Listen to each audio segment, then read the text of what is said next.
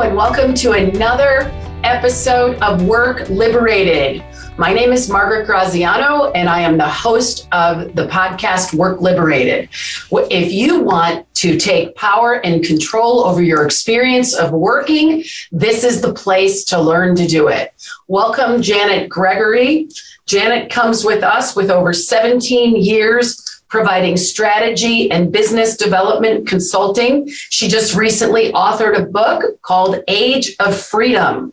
Janet, would you like to tell us a little bit about the book, Age of Freedom? Hi, Maji. Thanks for having me along on your podcast. I really appreciate it. Well, my book, Age of Freedom, really grew out of a 25-year corporate experience career, as well as 17 years in consulting, all in Silicon Valley, working in the amazing Silicon Valley entrepreneur and invention world. And what I was exploring in my own mind was what happens when you leave the work world. And so what that did is got me to venture into this question of what is known and what is unknown. And I knew what the work world was all about, but I didn't know what it would be to leave the work world. And so what I did was I reached out to women and asked the question. And 650 women answered our survey. They were all professional women, from managers to business owners to individual contributors, entrepreneurs, and everything. Covered the complete spectrum of industries.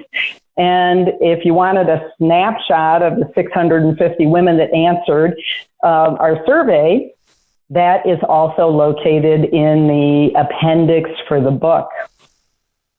But what we found is the 650 women that answered our survey really became our guides, mentors, and advisors, and really opened our eyes. And the reason I say ours is that this book is co-authored with another woman who I had worked with a number of years ago. So the book is filled with learnings and discoveries, and every woman's voice that responded to our survey is heard. And so kind of one of the things that comes out of this is that, first of all, hate to say this, there's no easy button. Each of us is unique and different, and will be approaching the work world and change in our work world in very unique and different ways. So when you think about approaching change in the work world, that's kind of a really general statement. So what do you mean by that? What do you mean by approaching change? Is it approaching the change of leaving the corporate world, or approaching the change of we're all coming back from this crazy world of pandemic, or approaching the change of the global acceleration of the pace that we're working at, or all of it? Well, it actually, what we learned is that it's all of those things. So first of all, coming into the book was this question of retirement. How, from being completely in the thick of it, in a career where it's very intense, can you step away from the work world? Well, the big realization is that, first of all, you don't ever have to, and you can move in and out of the work world in many different ways. So the book actually opens up this. Many women may move from being intensely, what we call in the book, in the thick of it, and half the women who answered our survey are in the thick of it, to working on your own terms, which could be working for yourself. I was in consulting for 17 years. It could be even doing something radical like stepping out of the paid work world altogether. I will avoid using the word retirement, because I especially think professional women will never retire. You may not be paid by others, but you never quite retire because you're too much of a go-getter, a doer, and a make things happen. kind of person. So your change can happen at any age, at any stage. You can move back and forth pretty much seamlessly in and out of the work world. And it could be in the thick of it, working on your own terms. We even had some women in their early stages in their careers who stepped out of the paid work world so that they could focus on developing a family and then later step back in. So change can embrace a little bit of everything. Great. So when you hear the word liberation, specifically at work, what does that mean to Janet Gregory, co-author of Age of Freedom? Well, I actually look at the liberation as really, and it's a word you use, Maji, is empowerment. And that is that anything is possible. And first of all, empower yourself. Have a commitment, a desire, a direction, and a willingness to investing in both yourself and your skill set in terms of where you want to go. The other thing in empowerment is to be empowered by others. And that is to realize you're not alone. So it's leveraging guides, mentors, coaches, advisors. I don't know what you want to call them. You can call them any of those things, but leveraging the experience of others. And part of the reason to do that, just like we did in stepping out and doing a survey, is because you cannot see yourself or your situation as clearly as others can. It kind of gives you this 360-degree view, because you are on the inside looking out, but they, your coaches and mentors and whatnot, are on the outside looking not only at you, but looking at the world around you. So it's really, maybe it's Sheryl Sandberg's book, Lean In. It's us all helping each other out. And I'll throw in a few other things on empowerment. It's empower yourself and your own growth through celebration. Celebrate your accomplishments. And accomplishments don't need to be big. They can be just movement. You're making the movements in the right direction. Empowering yourself, recognizing that you are growing and you're growing stronger. And it's those big things and, more importantly, the little things that make a big difference. And in today's world, while I think about empowerment, it's also understanding, standing up for, and claiming your own rights. So you have to be aware of those. Empower yourself in the system itself. Yeah. And as you bring all this together, it's giving back. You empower others, which empowers you.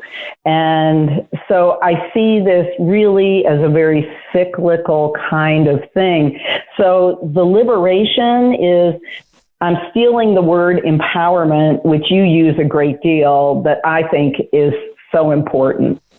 Yeah, it's interesting because as you talk, and probably because, when something is important to you, you listen through your own filters. Well, we have a women's leadership retreat that we do 4 times a year, and it's called Ignite Power.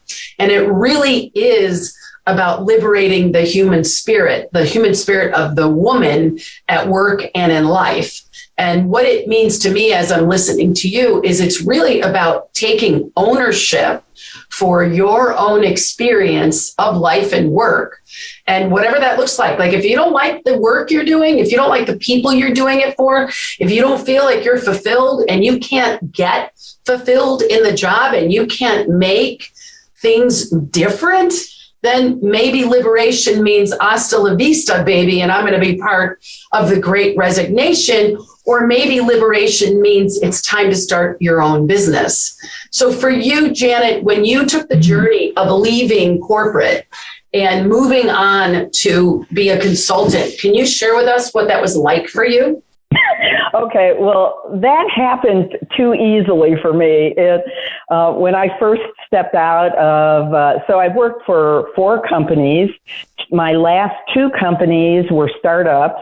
The first startup company, I was on the founding executive team of that, and we took it public.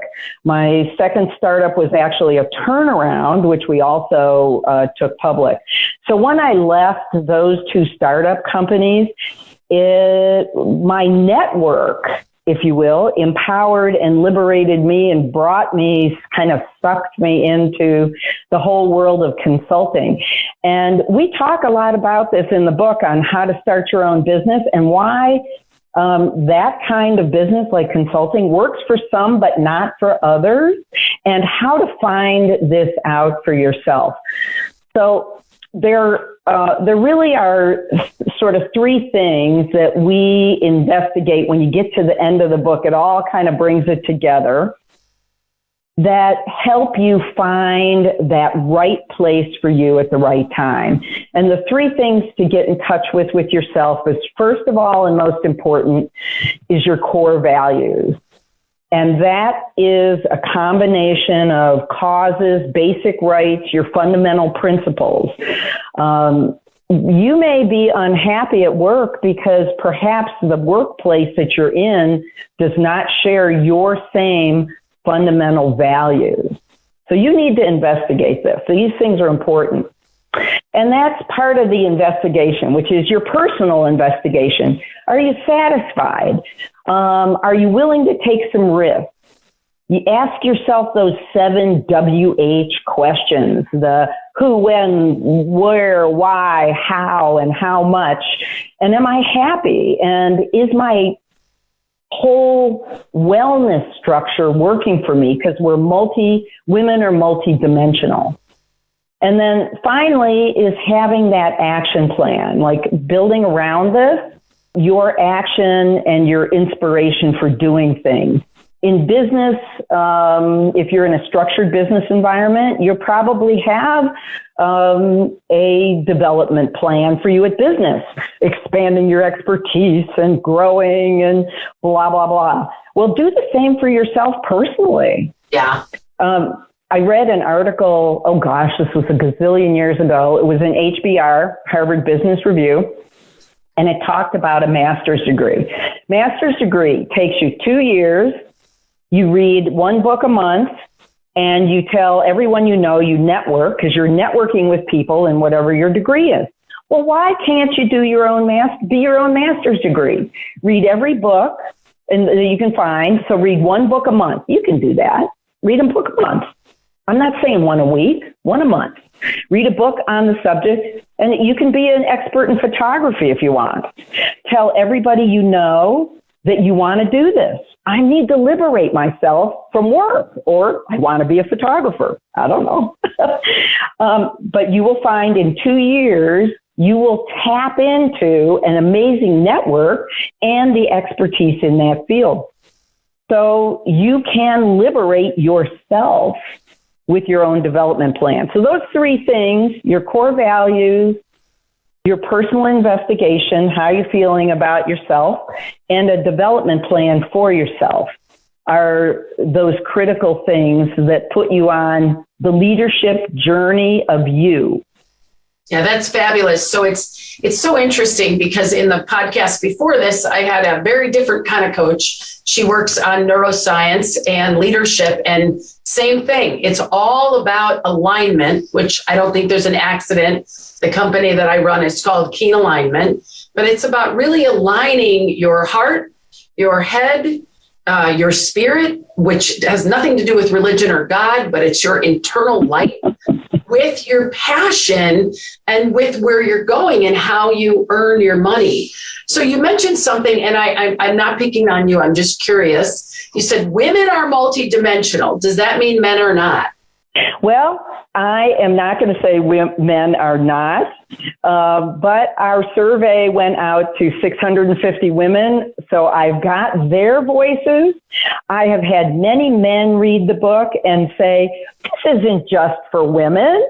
And I guess it's true. The fundamental principles are the same, but I didn't ask 650 men to give us their input. So, okay, there you go. I was just curious about that. I mean, I have studied a great deal about the brain and about leadership, and I also have heard and read, and who knows really what the facts are, but that men are kind of mono-focused, single-focused. They can go out and go get that animal that they're hunting, and that a woman back from evolution, that the women were gathering berries and fruit and kind of talking to the other women and networking, and so evolution has had women develop, let's call diffuse awareness, and have lots of other things going on, which for years and years and years and years, men were got to go get something, got to protect, got to provide, got to procreate. But I don't know, because I'm not a man either. So let's talk about why you think so many, if you have an opinion about why so many women are leaving corporate right now during this mass resignation in high numbers, higher than men are. Well, I think the reason so many are leaving is that recognition, whether it's an overt recognition or if it's just behind this unconscious recognition, that either what the business is doing or how the business is doing it is not aligned with their internal core value and their belief systems. And that there's something fundamentally that is not using keen alignment, not in alignment. Got it. So that's kind of what I think. A disintegration of what I'm doing for a living and what I believe in. Yes. Yep. So you also mentioned, I don't remember if you said physical health or well-being, but it implied that well-being and health is a big part of happiness. Can you share with me, and fulfillment? Can you share with me your personal beliefs on the well-being part of this? Well, this is where I guess I come back to women being so multidimensional. And of course, I can't say men aren't, but I know for sure women are. And that is that our well-being is a combination of physical health, which is important, mental health, and that's also even just exercising your knowledge and your brain power. It's emotional health and emotional well-being. It is spiritual, whether that is a structured spiritualization or not. It's social, and it's also environmental, which an environment can be something small like the household you live in. It can be the community you live in. It is the world you live in, and it can be the global community that you live in. And all of those things in combination create wellness for us as individuals. And I think that when things are not in sync, that is where that fundamental dissatisfaction comes from and the need for change. Yeah, it's, I remember years ago, I took a class with a well-known name, Jack Canfield. He wrote Chicken Soup for the Soul, but he also wrote The Success Principles. And my sales coach actually said, you know, I know you've done Landmark and all these other things. Go do Success Principles. You're going to love it. And leave your phone at home. So anyhow, the big piece that I walked away from there is that our life is like in concentric circles. Like, so you've got me, how I feel about myself and how aligned I am with my values. Then my outer world, like my physicality and the people I hang around with. You're the sum of the 5 people you spend the most time with. And then, you know, and that has to do with mental and emotional and well-being. And then it's the community and the house you live in and the place you live in and the weather that you experience, all that impacts us. And then when you go to work, is that a reflection of who you are in the world? Or am I an advocate for health, but I'm working at a tobacco company? That might be a mismatch. And then if I feel good about me and I am mentally well, emotionally well, physically well, well, then I have more to give others. And then I have more awareness and more insight. And then I can coach and consult and give other people that feedback. And I always find it interesting when people say, well, I'm going to quit my job and I'm going to become a coach, but their life is kind of in disarray. And I wonder how they, like, that's me being judgmental, but I wonder how a person that their life isn't working, how they coach people. I don't know. That's kind of where the mind and the body and the spirit are not connected. Do you have anything to say about that? Any thoughts? Right. Well, I would say that a person that is not internally in balance, if they are also coaching others, it's a combination search where they are learning from who they're coaching and they're learning from their research and study they're doing as a coach and while they are coaching. Because otherwise I think it's very difficult to be effective as a coach if you're off balance. Yeah. And one thing in our coaching school, they talk about a level 1, level 2, and level 3 listening.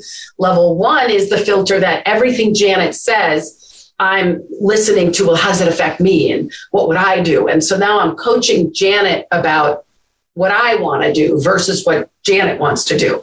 Level 2 is me and Janet. We're in the world. I see her, I feel her, and it's give and take. And level 3, Janet and I disappear. And all that's there is what Janet wants to create. And I'm a conduit for that. And so of course, the coaching would be in level 3.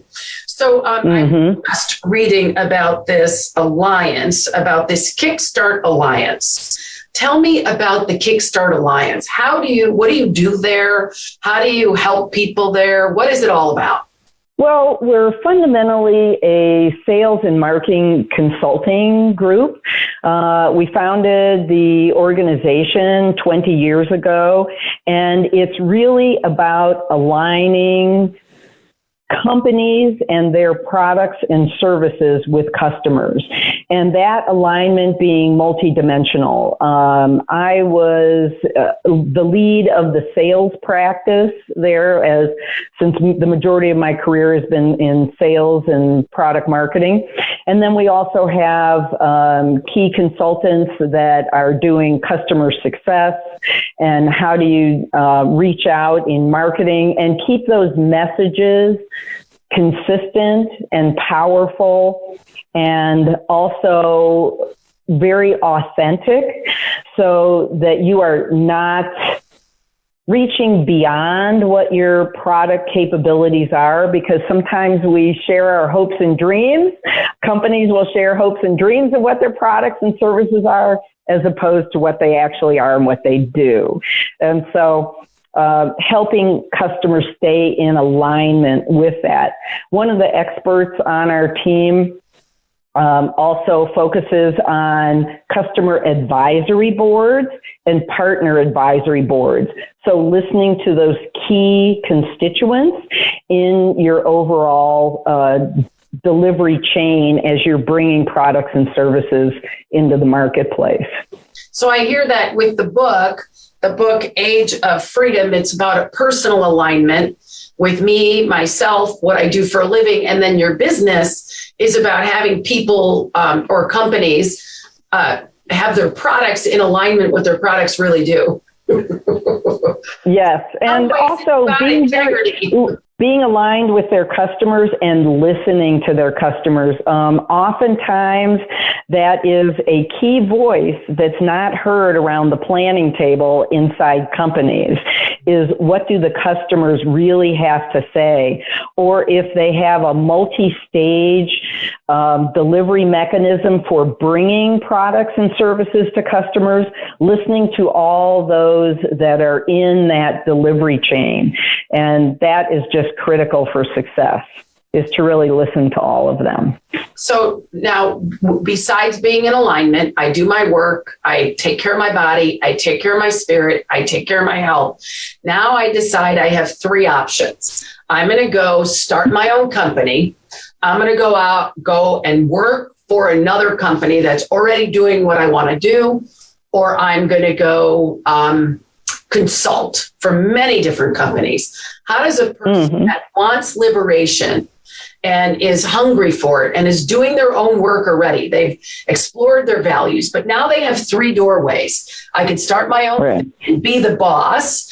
I can go join and let someone else be the boss, or I can join a bunch of people and we could do it together. How do they know what's the right fit for them? Well, I'd say there's a couple things. First of all, I'll come back to the talk to others, lean in, bring in the assistance of others, because it's like asking a magic question. Ask someone who's been through each of those separate doors.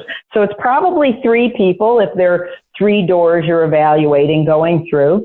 And the magic question is, after you've walked through the door, what do you wish you knew before you went through that door? And it's a magic question because they can look back over the bridges they've crossed and say, you know, I wished I had better boots on my shoes, and I wish I had a compass with me. And so this is totally the magic question you can ask them, and they'll give you magic answers to help you be prepared to walk through that particular door, and also to see what works for you and what doesn't. So for me, that would probably be my first suggestion. Now, some people like to just jump into the pool and walk through the door and say, okay, world, here I am.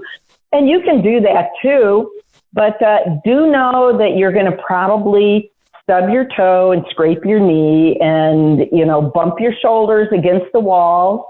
And it won't be as smooth a transition. It may be fun, but it may not be as smooth a transition as you would hope. So I don't know. I'm an avid skier.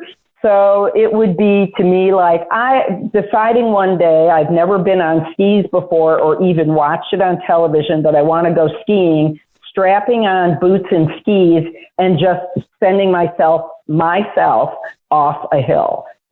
Well, you can do it, but it won't be pretty. Yeah, it sounds like our last guest, and she was saying that at a certain level, you have to engage all areas of the brain. You know, that's what consciousness is. That's what liberation is. It's having the feeling or the inclination or the intuition, but then checking in with our right hemisphere and our left hemisphere, our logical side, and our let's go jump off the cliff side, and let's see what logically works for us and meets our passions. So I have another. And we've probably all done that too. You know what? So the other thing is look at yourself first. You have the three doors in front of you. So look at yourself even first.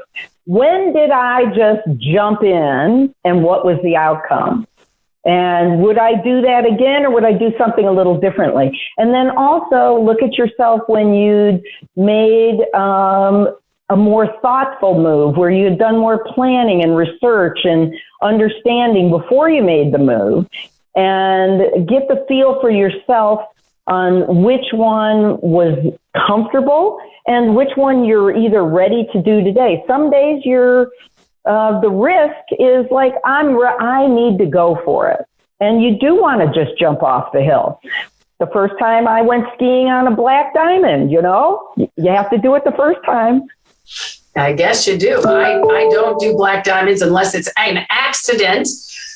So let me ask you a question. You have had all three doors in your life because you've worked in the corporate world, you've done your own thing, and then you've joined a group of other people. So I'd like to, if it's easy for you to give me this answer, or if it comes top of mind, the moment of reckoning for you, like your own moment of liberation. Do you remember a point in your life where you were at a fork in the road and something happened, or you had the intuitive hit, or you did your research and then it like came to you? This is my clear next step.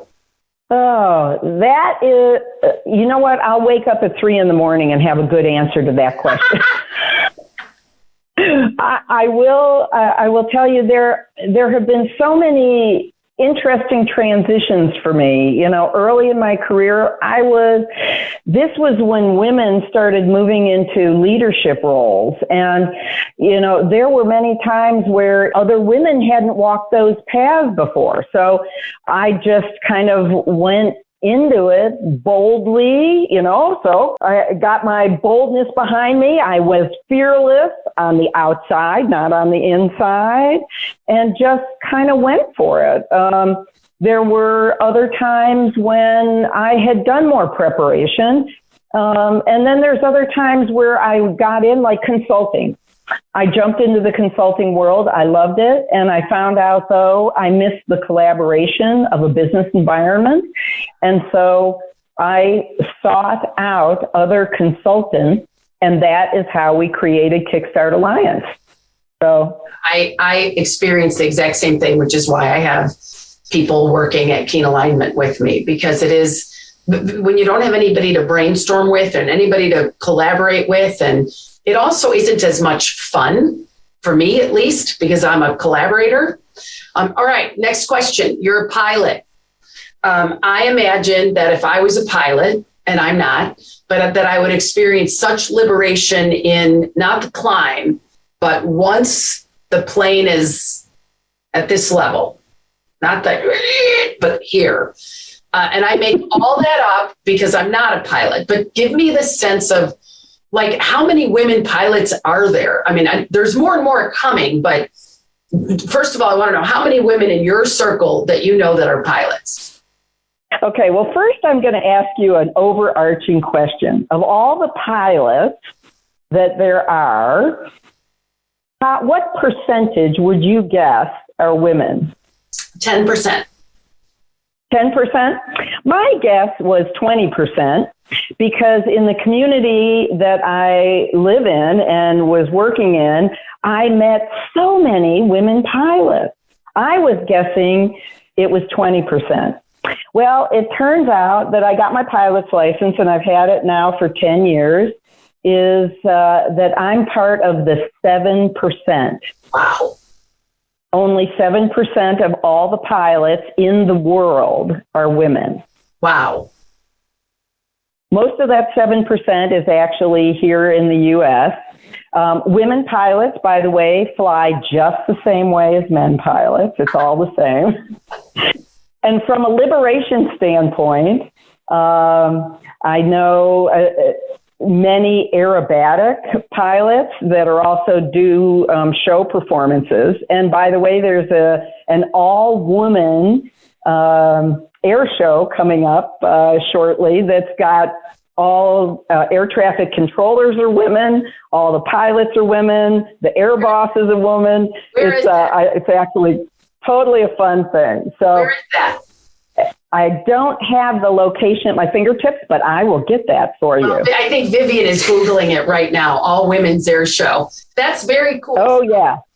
So yes, one of our neighbors and one of my inspirations, Vicki Benzing, is one of the performers who will actually be at the show. So she was talking about it the other day. Yeah, we want to put it on the podcast. So back to this that experience. Back to liberation of flying. First of all, there's a tremendous amount of skill that goes into learning and becoming a pilot. So in order to be free, you have to be capable. So there is a certain amount of learning and understanding that comes from it. For me personally, the liberation is that I live in the high Sierras, and most of my work is in the San Francisco Bay Area, which is a 3 to 5 hour drive in a car, but 45 minutes in an airplane where you can fly over and laugh at all the people sitting in traffic. And that is... Get my license.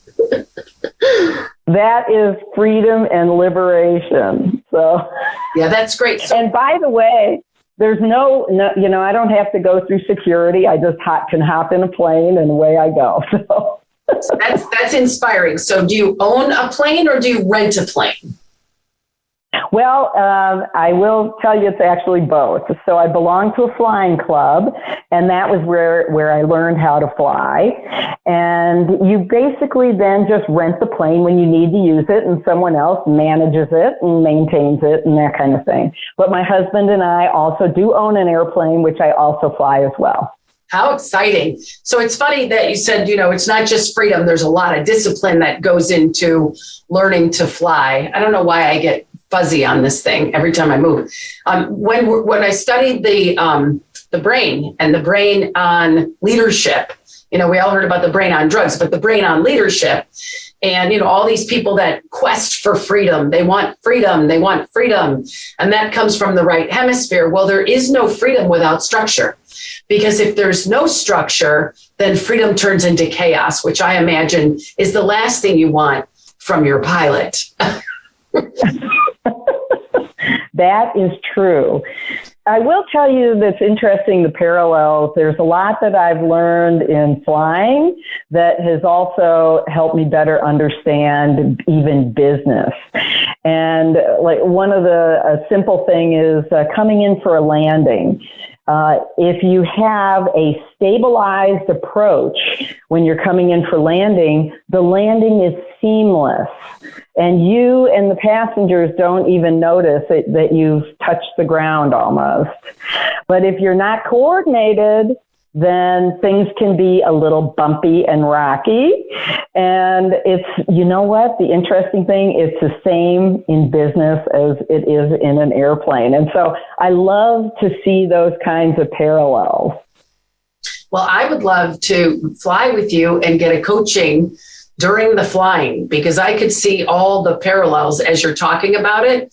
I fly a lot on commercial jets, and I almost can sense the pilot's grounding or their level of mindfulness from how that plane goes, from even how the announcements go to the acknowledgement to what's happening, because I have been in bad storms and never had the experience of being in a bad storm like you're talking about. And then I've been in other, especially during COVID, very janky flights, very weird behavior. And you could just sense the stress from the flight attendants. And I can imagine that it was coming from the cockpit. But who knows? In a wisdom of Janet Gregory, Age of Freedom, Work Liberated, what would you like to say to close this podcast to not just the women listening, but the men listening? Because there are many men who have been charged with transforming organizational culture or fixing culture so the great resignation will stop. What lesson or wisdom can you share with anybody who wants to create their workplace as a space of liberation and freedom and empowerment? I guess I would say to take it on as a leadership journey, the leadership of you. And as a professional, we're willing to take on new challenges, tough problems, a new team, and do this also for yourself. Take yourself on, the challenge of you, the problems of you, build your own team around you. And by the way, teams change. Players will change in and out on your team.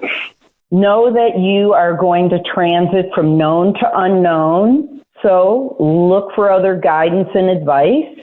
It's a sign of strength, not of weakness, to ask for assistance and to look to others. In addition to the knowing and the known and unknown, it's the knowing and the doing. In the knowing, the way I view it is that without purpose, actions that you take are meaningless. So you really want to be in touch with those core values that you have. And then the doing side is without action, purpose is unfulfilled. So you could be in touch with your core values, but if you don't take action with them, they are unfulfilled. It doesn't matter if it's a great thinker, a philosopher. If they haven't shared their thoughts with someone, they're lost. And anyway, so I think that is what I would have as take on that leadership journey of you. So I love that. So now I'm going to ask you something that I wasn't prepared, but so I have a book coming out myself. It's called Ignite Culture. And the whole first part of the book, 4 chapters, are about the leader taking on themselves. And you think you can buy culture in a box for a software for $40,000 or whatever you're going to pay in your 4-hour session. We'll get it done for you 4 hours, right? And then there's no deep work. There's no, why do you want to take on culture? What's going on in the culture that you want to fix? And the quick fix, let's just buy it in a box, just doesn't work. And I love that you and I are so aligned. That's why our mutual friend, referred us to each other. So thank you. And I'm going to ask you to read the book and give us your thoughts on it. Great. I look forward to your book coming out. That's awesome. Congratulations, Maji. And thank you for the opportunity to talk to you and your audience today. Thank you. And you'll get the opportunity to get Janet's book. There will be a tag at the end of the podcast. So if you want to get Age of Freedom, you can get that. So thank you, Janet. Thank you for your presence. And I'll wave to you next time I'm sitting on the highway going to Tahoe and you're flying over. I'll wave back. All women.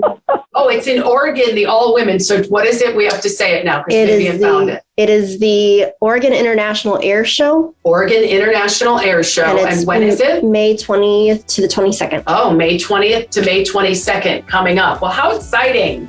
Awesome. All right. Thank you, Vivian, for researching that. Bye. Bye.